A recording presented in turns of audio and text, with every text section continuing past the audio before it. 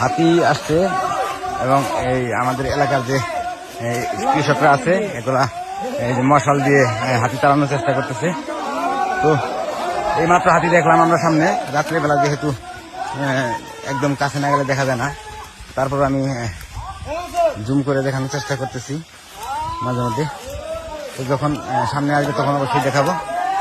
এই একটু আগে সামনে ছিল, একটু এখন আপাতত নিচে নেমে গেছে, পাহাড় টিলার নিচে। তো সাথে থাকুন, যদি সম্ভব হয় দেখানোর চেষ্টা করব।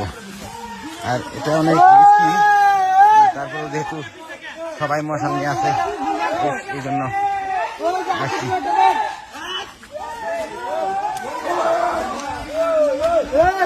রাস্তার মাথা ধোয়া যাচ্ছে, ওই যে দিলাম ওই রাস্তার বোবা হয়ে যায়।